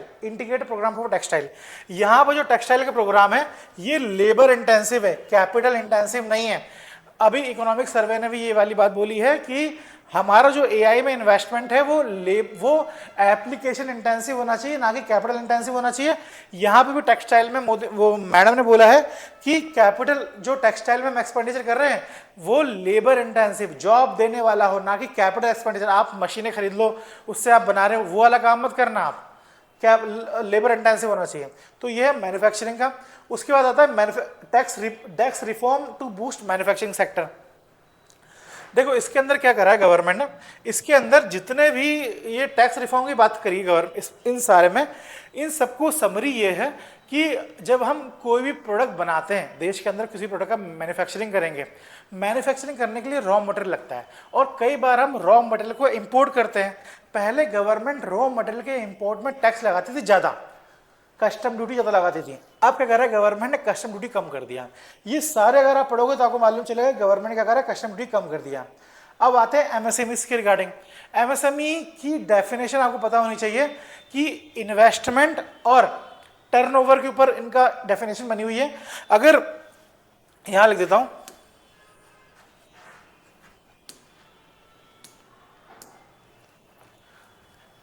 Micro industries क्या होती है, अगर इन्वेस्टमेंट 2 लाख करोड़ से 2.5 थाउजेंड करोड़ से कम है और टर्नओवर 10 करोड़ से ऊपर है तो वो माइक्रो है। स्मॉल क्या हो जाएगी, अगर 25 करोड़ का इन्वेस्टमेंट है और टर्नओवर कितना है 100 करोड़ का टर्नओवर, तो स्मॉल हो जाएगी। मीडियम क्या होंगी, मीडियम में हो जाएगा 250 करोड़ का अगर इन्वेस्टमेंट है और 500 करोड़ का अगर टर्नओवर है तो वो क्या हो जाएगी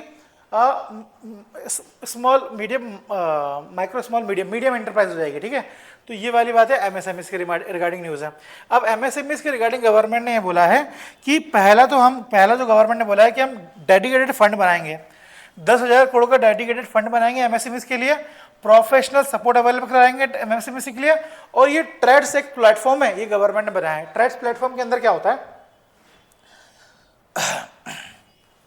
ट्रेड प्लेटफॉर्म के अंदर 3 लोग होते हैं। ये स्कीम्स इंपॉर्टेंट है, जो भी स्कीम बजट के डॉक्यूमेंट के अंदर है मैंने बता रहा हूँ वो सारी स्कीम्स इंपॉर्टेंट है, आपके प्रीलिम्स और मेंस दोनों में आ सकती है, ये वाली बात याद रखिएगा। ठीक है, देखो 3 चीजें होती है ट्रेड के अंदर, एक होता है एमएसएमई जो कंपनी है वो, और एक होता है बैंक, और एक होता है सेंट्रल पब्लिक कंपनीज। ठीक है, PSE, public sector enterprises, central public sector enterprises, ये बड़ी कंपनीज हैं, एमएसएमई छोटी कंपनीज हैं, और ये बैंक। अब कई बार क्या होता है सेंट्रल पब्लिक सेक्टर जो कंपनीज हैं कुछ प्रोडक्ट की जरूरत पड़ती है तो वो एमएसएमईज को कॉन्टेक्ट करते हैं। ठीक है, एमएसएमईज को कॉन्टेक्ट करा, पर कई बार ये होता है कि वो सामान तो ले लेते हैं, पर वो सामान प्रोडक्ट तो ले लेते हैं पर वो पैसा एमएसएमई को नहीं देते हैं। वो कहते बोल देते हैं कि ये रिसिप्ट रखो और हम आपको पैसा कुछ दिनों बाद दे देंगे। अब एमएसएमई के पास रिसिप्ट तो आ गई है और ये वादा मिल गया कि पैसा को बाद में मिल जाएगा, पर एमएसएमई के पास पैसा कहाँ है। तो इस स्कीम के अंदर गवर्नमेंट ने बोला है, गवर्नमेंट ने मैंडेट दिया है कि जितने भी सेंट्रल पब्लिक सेक्टर एंटरप्राइजेज हैं वो सामान खरीदेंगे इस प्लेटफॉर्म की तरह, इस प्लेटफॉर्म के थ्रू, और जब इस प्लेटफॉर्म के थ्रू खरीदेंगे तो एमएसएमई के पास रिसिप्ट आएगी और एमएसएमई क्या करेंगे, इस रिसिप्ट को देंगी बैंक्स को, और बैंक्स क्या करेंगे, इस रिसिप्ट के बदले एमएसएमई को पैसा दे देंगी। सपोज इस रिसिप्ट में लिखा है कि एमएसएमई को 100 रुपये दूंगा मैं, रिलायंस कंपनी एमएसएमई को 100 रुपये देगी, तो बैंक अभी एमएसएमई को 90 रुपये 95 रुपये जो भी पैसा है वो देगी, और बाद में बाद में कंपनी बैंक्स को पैसा चुका देगी। इस तरीके से पैसे का लेन देन होगा, मतलब जो लिक्विडिटी है एमएसएमएस की वो मेंटेन रहेगी। ठीक है, ये है ट्रेड प्लेटफॉर्म के अंदर वाली बात है। अब उसके बाद renewing the emphasis of service sector.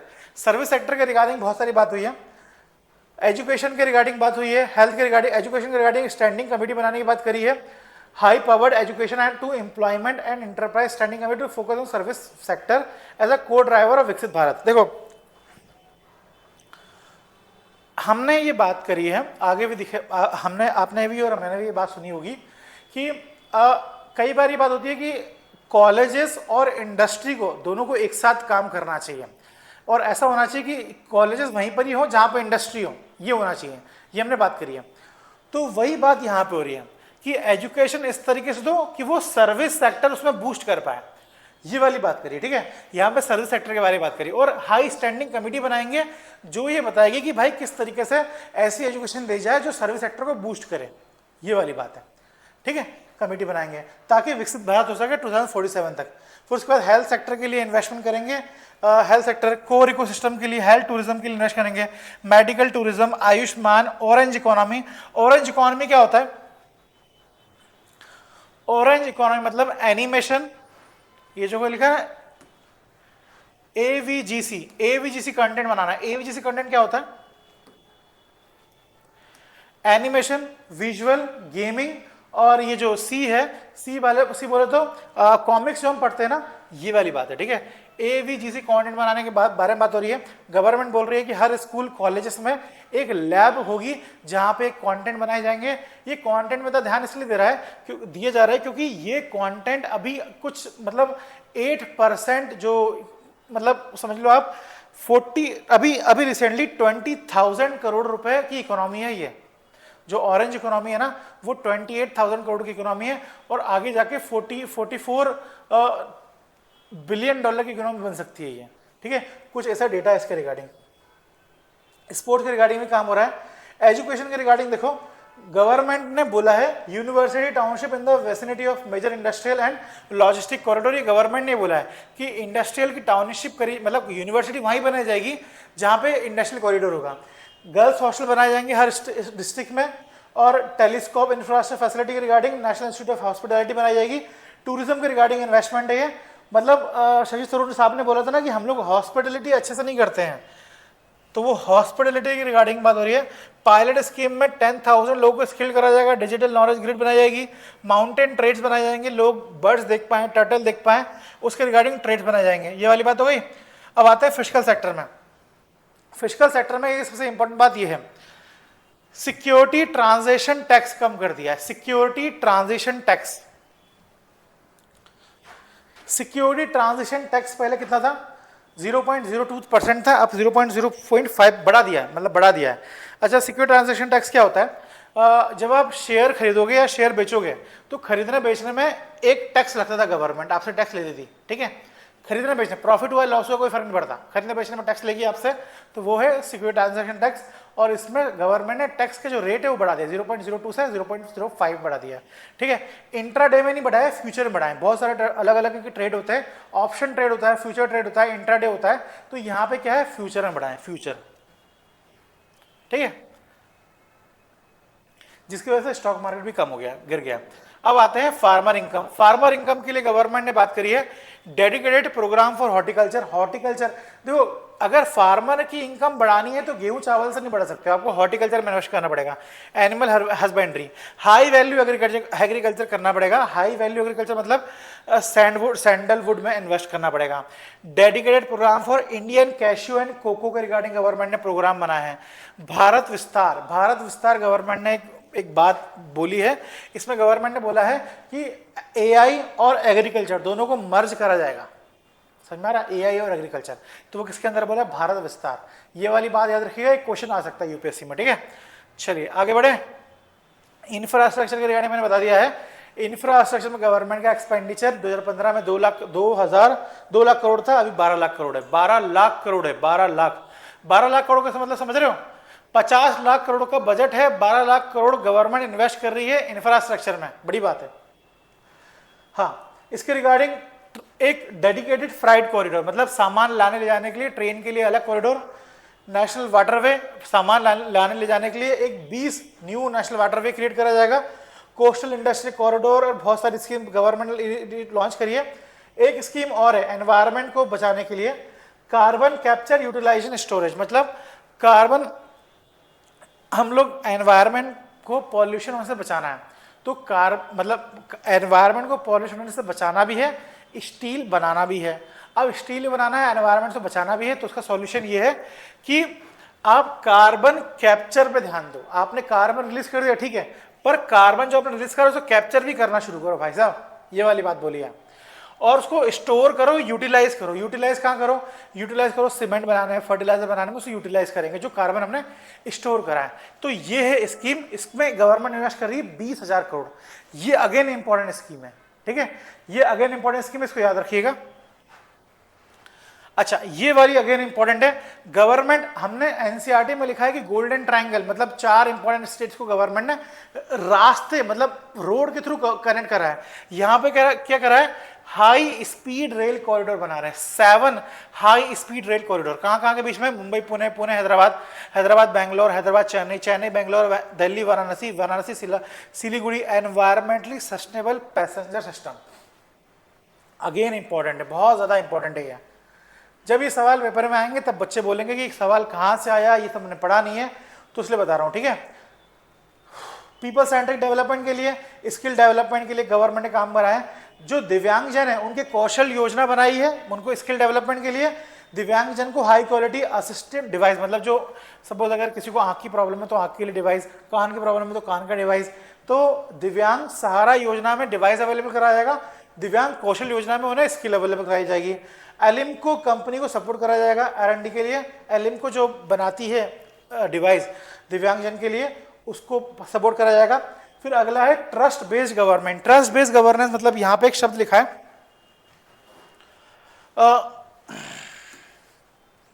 इसके बारे में हमने करंट अफेयर में डिस्कस भी किया था AEU के रिगार्डिंग।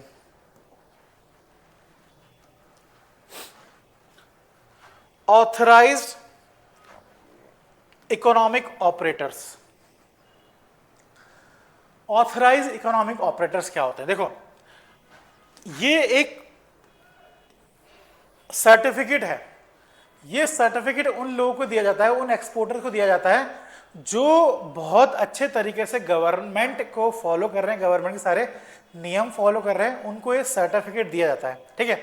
अब जिनके पास ये सर्टिफिकेट है उनको बहुत सारे गवर्नमेंट वो भी देती है, मतलब कुछ आज़ादी भी देती है गवर्नमेंट। जैसे अगर आपका सामान एक्सपोर्ट हो रहा है तो आपका 1 डब्बा 2 डब्बा ही चेक करा जाएगा, पूरा आपका सामान चेक नहीं करा जाएगा, गवर्नमेंट भरोसा करती है। इसके बाद गवर्नमेंट ने बोला है कि ड्यूटी डेफरल पीरियड, मतलब कई बार क्या होता है, आपको पैसे देने हैं तो पहले 15 दिन में आपको गवर्नमेंट को पैसे देने थे, अब 30 दिन लिमिट कर दिए। ड्यूटी को आप 30 दिन तक अगर आप पैसे नहीं दो तो भी काम चल जाएगा, तो ये ड्यूटी डेफरल पीरियड बढ़ा दिया है, ठीक है, ये काम हो गया। अब उसके बाद इजी ऑफ डूइंग बिजनेस के लिए गवर्नमेंट ने बहुत सारे काम करे हैं। फिस्कल कंसोलिडेशन के रिगार्डिंग गवर्नमेंट ने काम करा है। गवर्नमेंट का गोल ये है 2030 तक जो फिस्कल डेफिसिट है वो कितना करना है? 2030 तक गवर्नमेंट को फिस्कल डेफिसिट 50 + -1 करना है, ये वाली बात बोली है। 50 + -1 मतलब 49 से लेकर 51 तक करना है, परसेंटेज ऑफ GDP करना है 2030 तक। अभी कितना है? पिछले साल 56 था, अभी कितना है? 55, इस साल 55 है, ठीक है। तो गवर्नमेंट अभी अपने सक्सेस रेट पे चल रही है, मतलब ठीक ठाक काम कर रही है। अभी कितना हो गया? 55 हो गया, 2030 तक 50 के अंदर लाना है उसे गवर्नमेंट को, ठीक है। ये वाली बात हो गई। फिस्कल डेफिसिट के बारे में बात कर ली है, ये वाली बात भी यहाँ पे लिखी हुई है। अब गवर्नमेंट के अलग अलग डेटा थे, फिस्कल डेफिसिट क्या होता है, रेवेन्यू डेफिसिट क्या होता है, प्राइम डेफिसिट क्या होता है, इफेक्टिव रेवेन्यू डेफिसिट क्या होता है, ये हमने अभी देख लिया थोड़ी देर पहले। कौन सा पैसा कहाँ से पैसा ज़्यादा आता है, कहाँ पे से पैसा जाता है, वो हमने देख लिया है। ये सारे डेटा हमने देख लिए हैं, ठीक है। अब जो एक इंपॉर्टेंट डेटा था वो ये है, एक्सपेंडिचर ऑन मेजर आइटम, जितना भी एक्सपेंडिचर गवर्नमेंट कर रही है उन एक्सपेंडिचर्स में से सबसे ज्यादा गवर्नमेंट एक्सपेंडिचर कहां कर रही है वो देखना है हमें। सबसे ज्यादा गवर्नमेंट एक्सपेंडिचर कहां कर रही है बताओ, डिफेंस में कर रही है कि ट्रांसपोर्ट में कर रही है? ट्रांसपोर्ट में ज्यादा एक्सपेंडिचर कर रही है। ये एक शॉकिंग चीज है। ट्रांसपोर्ट में 5 लाख करोड़ रुपए इन्वेस्ट कर रहे हैं, ठीक है, ये वाली बात देखिएगा। डिफेंस में, rural development third largest, home affairs में, एग्रीकल्चर एलिट सेक्टर में, एजुकेशन में। ये जब 3-4 साल 5-6 साल पहले अगर आप बजट पढ़ते हैं तो आपको मालूम चलता कि बजट प्राइमरली फोकस है एग्रीकल्चर में, पर इस साल का बजट ऐसा नहीं है। अब बजट ऐसे नहीं है, अब बजट ने अपनी धुन बदल दी है। अब बजट मैन्युफैक्चरिंग को सपोर्ट कर रहा है, अब बजट फार्मेसी को सपोर्ट कर रहा है, अब बजट सपोर्ट कर रहा है डिजिटल टेक्नोलॉजी, सेमीकंडक्टर, इनके बारे में बात कर रहा है। अब बजट ये बारे में बात नहीं कर रहा कि हम एग्रीकल्चर को बढ़ाएंगे। एग्रीकल्चर को तो हम बढ़ाएंगे ही, हमारी इकोनॉमी एग्रीकल्चर पे है। रूरल डेवलपमेंट पे हम पैसा खर्च कर रहे हैं। ट्रांसपोर्टेशन हम इसलिए बढ़ाते हैं कि रूरल का सामान अर्बन एरिया में थोड़ा कनेक्टिविटी बढ़ पाए। पर जो देश का जो फोकस है अभी वो सेमीकंडक्टर्स में है और रेयर अर्थ मिनरल्स में है और फार्मेसी में है। इस बारे में आप ध्यान रखिएगा। जहां गवर्नमेंट का फोकस होता है क्वेश्चन भी वहीं से आते हैं, ठीक है। चलिए, इस तरीके से हमने आज का बजट जो है वो डिस्कस करा है, इसे खत्म करते हैं। अब कुछ इंपॉर्टेंट न्यूज जो है, जो कि हमारा काम है न्यूज देखना, वो भी एक बार डिस्कस कर लेते हैं, ठीक है।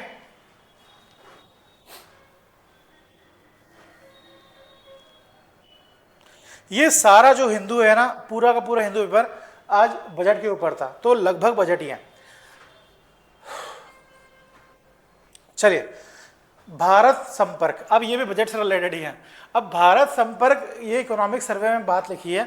बजट हमारा युवा शक्ति के रिगार्डिंग बात कर रहा है ना, कि भाई युवा शक्ति को डेवलप करेंगे। इकोनॉमिक सर्वे हमारा युवा शक्ति के बारे में बात कर रहा है।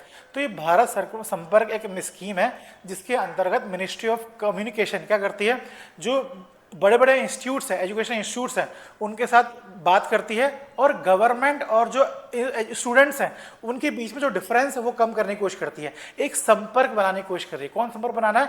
Ministry of communication. अब ministry of communication post office के रिगार्डिंग बात करता है, तो पोस्ट ऑफिस के रिगार्डिंग बात करिए कि भाई मिनिस्ट्री ऑफ कम्युनिकेशन अलग अलग मॉडर्न पोस्ट ऑफिस सेंटर, जो बड़े बड़े कॉलेजेस हैं, IIT IIM, वहाँ पे सेट भी करेगा। ये वाली बात करिए। और इस ये भारत संपर्क जो ये प्रोग्राम हुआ था, जो ये स्कीम है, इसके अंतर्गत ये बताया गया है कि जो इंडिया का पोस्ट ऑफिस है वो बहुत मॉडर्न हो गया है। E commerce industry, financial inclusion, various citizen services भी अवेलेबल करा रहा है। फाइनेंशियल इंक्लूजन कैसे अवेलेबल करा रहा है? घर घर तक कार्ड अवेलेबल करा रहा है।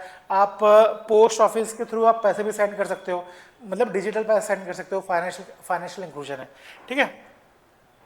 अगला जो स्कीम है, national commission for women marks. National commission for women एक कमीशन बनाई गई थी, 34 साल हो गए हैं, 1992 में बनी गई थी। क्या ये स्टैट्यूटरी है कि कॉन्स्टिट्यूशनल है? बिल्कुल ये स्टैट्यूटरी है, ये वाली बात याद रखिएगा। 1992 में बनी थी और ये स्टैट्यूटरी बॉडी है, ठीक है।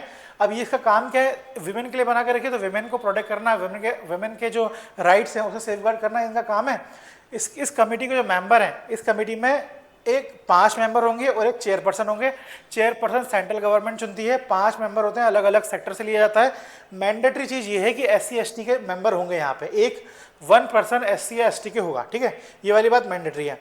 इसमें एक खास बात ये भी है जो यहाँ से क्वेश्चन आ सकता है, वो ये है कि सिविल कोड की पावर रखता है ये जो कमीशन है, नेशनल वुमेन कमीशन जो है, वो सिविल कोड की पावर भी रखता है। नेशनल कमीशन फॉर वुमेन है और सिविल कोड की पावर भी रखता है। सिविल कोड की पावर मतलब किसी को भी बुला सकते हैं। देखो सिविल कोड का लिखा है, power of civil code including summoning, examining witness और रिक्वायरिंग डॉक्यूमेंट्स, ठीक है। अब आते हैं CPI के रिगार्डिंग। ये सबसे इंपॉर्टेंट न्यूज है बजट के रिगार्डिंग। जो बजट के अलावा जो सबसे इंपॉर्टेंट न्यूज है वो है CPI, कंज्यूमर प्राइस इंडेक्स। इसके रिगार्डिंग हमने बहुत बार बात करी हुई है, एक बार फिर से बात कर लेते हैं। देखो 2 चीज चेंज हुई है, 2 चीज। कंज्यूमर प्राइस इंडेक्स इंप्लीमेंट हुआ है।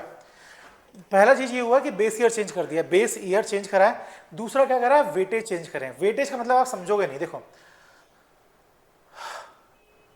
ये मार्कशीट होती है हमारे स्कूल की। इस मार्कशीट में अलग अलग नंबर होते हैं। मैथ के अलग नंबर है, फिजिक्स के, केमिस्ट्री के अलग नंबर होते हैं, हिंदी इंग्लिश के अलग नंबर होते हैं। अगर आपके मैथ में नंबर 100 आउट ऑफ 100 है और आपके हिंदी में नंबर आप फेल हो गए हो हिंदी में, 25 नंबर आ गए आपके हिंदी में 100 आउट ऑफ, तो बताओ पेरेंट्स आपको गुस्सा होंगे कि खुश होंगे? पेरेंट्स आपके थोड़े से दुखी होंगे कि यार लड़का हमारा हिंदी में फेल हो गया पर मैथ में 100 आउट ऑफ 100 लाया। पर अगर आपके उल्टे नंबर आते, मतलब आप मैथ में फेल हो जाते पर आपके हिंदी में नंबर 100 आउट ऑफ 100 होते हैं, तो पेरेंट्स आपके इतने खुश नहीं होते, पेरेंट्स आपके दुखी होते हैं। क्यों? क्योंकि जो पेरेंट्स ने वेटेज किसको ज्यादा देकर रखा है, पेरेंट्स ने वेटेज दिया हुआ है मैथ को ज्यादा वेटेज देकर रखा है। वैसे ही जब गवर्नमेंट महंगाई कैलकुलेट करती है, जब गवर्नमेंट महंगाई कैलकुलेट करती है तो सबसे ज्यादा वेटेज देती है फूड को, सबसे ज्यादा देती है वेटेज फूड को, कि भाई फूड अगर महंगा हो जाएगा तो ज्यादा नुकसान हो जाएगा, इसलिए महंगाई कैलकुलेट करते वक्त सबसे ज्यादा वेटेज मिलता है फूड को। ठीक है, अब पहले फूड को वेटेज मिलता था अराउंड 45%। अब गवर्नमेंट को ये मालूम चला है कि जो अर्बन एरियाज हैं वहां पे लोग ज्यादा फूड का कंजम्पशन नहीं करते हैं, क्योंकि अब हेल्थ कॉन्शियस लोग हो गए हैं, ज्यादा फूड का कंजम्पशन सोच समझ के करते हैं। तो गवर्नमेंट ने फूड का वेटेज कम कर दिया है, अभी जो अभी सीपीआई जो हम न्यूज पढ़ रहे हैं उसमें, ठीक है, वेटेज चेंज कर दिया है, ये पहली चीज। दूसरा है, पहला जो हाउसिंग में वेटेज था 10% वेटेज था, सिर्फ 10%। अभी अगर आप अर्बन एरिया में अगर आप रह रहे हो, दिल्ली मुंबई में अगर आप रह रहे हो, तो अगर आप 20,000 रुपए तो आपके रहने खाने के लग जाएंगे। तो गवर्नमेंट को मालूम चला कि हाउसिंग का वेटेज बढ़ाना पड़ेगा, लोग बहुत सारा पैसा हाउसिंग में खर्च कर रहे हैं, तो हाउसिंग का वेटेज गवर्नमेंट ने 10 से बढ़ा दिया है। ये पुराना डेटा था, अभी चार्ट पूरा आया नहीं है, अभी पूरा चार्ट आया नहीं है, जो कुछ बेसिक चीजें थी वो मैं बता रहा हूं आपको। देखो, फूड का वेटेज गवर्नमेंट ने ये 36-35 कर दिया है, हायर हाउसिंग का वेटेज 0.17% कर दिया है, सर्विस का वेटेज बढ़ा दिया है, और सर्विस में पहले सर्विस में कम चीजें ही इंक्लूड होती थी, अब सर्विस में ट्रांसपोर्ट, हेल्थ, एजुकेशन, ये सारी सर्विस इंक्लूड कर दी है। ओटीटी प्लेटफॉर्म के जो अगर नेटफ्लिक्स महंगा हो रहा है तो उसका भी चीज इंक्लूड हो रही है हमारे सीपीआई में, क्योंकि हम लोग अब ओटीटी देख रहे हैं ना, आधी जनता ओटीटी देख रही है, ठीक है। तो ये सारी चीजें चेंज करिए। पहला है वेटेज, बताइए मैंने आपको वेटेज, और दूसरा है बेस ईयर। बेस ईयर क्या होता है, देखो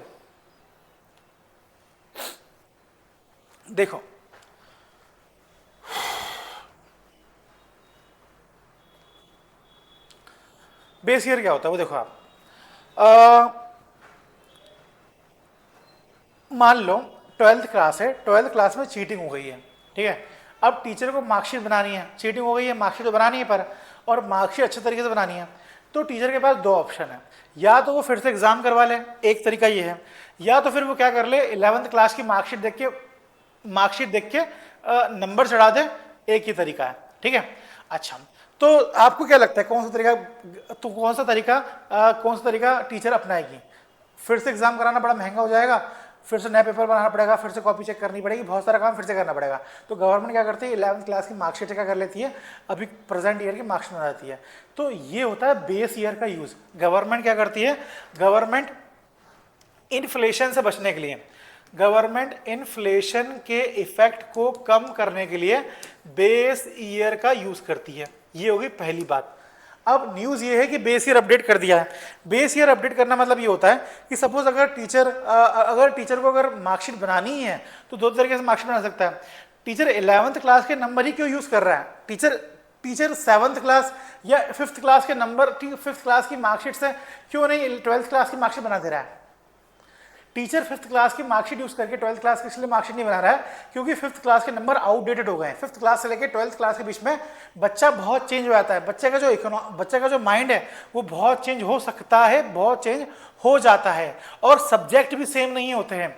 मतलब 5th क्लास में आप साइंस पढ़ोगे पर आप 12th क्लास में 11th क्लास में फिजिक्स, केमिस्ट्री, मैथ पढ़ोगे, तो जो पूरा जो सब्जेक्ट है वो चेंज हो जाता है। इसीलिए टीचर क्या करता है, 5th क्लास की मार्कशीट यूज ना करके 11th क्लास की मार्कशीट यूज करता है, क्योंकि 11th क्लास की मार्कशीट बहुत ज्यादा अपडेटेड है। वही बात यहाँ पे हुई है कि पहले हम जो बेस ईयर यूज करते थे वो बेस ईयर यूज करते थे 2012 वाला, 2012 का बेस ईयर यूज करते थे। अब हमने बेस ईयर कौन सा यूज कर रहे हैं, 2024 वाला बेस ईयर हम यूज कर रहे हैं। ये वाली चीज अपडेटेड है।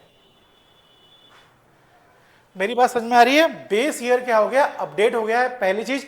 और जो वेटेज है वो भी अपडेट हो गया है। अगर हम वेटेज अपडेट नहीं करेंगे तो हम अच्छे तरीके से कैलकुलेट नहीं कर पाएंगे कि हमारा देश कितनी महंगाई फेस कर रहा है। ये दोनों काम गवर्नमेंट ने कर दिए हैं, ठीक है। क्या गवर्नमेंट ने सीपीआई का वेटेज ही अपडेट करा है? नहीं, गवर्नमेंट ने डब्ल्यूपीआई का वेटेज भी अपडेट करा है और सीपी और कंज्यूमर फूड प्राइस का वेटेज भी अपडेट करा है। कंज्यूमर फूड प्राइस का बेस ईयर क्या है? 2024 हो गया। कंज्यूमर फूड प्राइस का बेस ईयर भी 2024 हो गया है। यहाँ पे मैं लेके आया तो हूँगा शायद, हाँ देखो, कंज्यूमर फूड प्राइस का वेटेज 2024 है, होलसेल प्राइस का वेटेज 2023 है, सीपीआई का वेटेज 24 है। सीपीआई को रिलीज कौन करता है? मॉस्पी। मॉस्पी के अंदर एक बॉडी होती है NSO, national statistics office release करता है एनएसओ का डॉक्यूमेंट। और होलसेल का डॉक्यूमेंट, होलसेल प्राइस इंडेक्स का डॉक्यूमेंट कौन रिलीज करता है? मिनिस्ट्री ऑफ कॉमर्स के अंदर एक बॉडी है, department of industrial policy and promotion, उसके अंदर एक ऑफिस है, ऑफिस ऑफ इकोनॉमिक अफेयर्स, वो रिलीज करता है। ये क्या, ये कंज्यूमर फूड प्राइस का डेटा कौन रिलीज करता है? मॉस्पी रिलीज करता है, अगेन एनएसओ, ठीक है। तो ये सारी बातें हैं, इन सारी चीजों को आप याद रखिएगा। और आज के न्यूज हमने कवर कर लिए हैं। आज के बस एक बात और आखिरी, गवर्नमेंट सीपीआई यूज करती है इन्फ्लेशन चेक करने के लिए, हाँ आरबीआई यूज करती है सीपीआई चेक करने के लिए। आज की न्यूज़ खत्म करते हैं। हमने इंपॉर्टेंट न्यूज़ डिस्कस कर लिया, इंपॉर्टेंट एडिटोरियल डिस्कस कर लिया है, जो पूरा द हिंदू बजट है हमने डिस्कस कर लिया है। तो प्लीज़ अगर आप चाहते हो कि इस तरीके से हम न्यूज़ डिस्कस करते रहें, हमें सपोर्ट करने के लिए please like, comment and subscribe our channel. Thank you, have a nice day.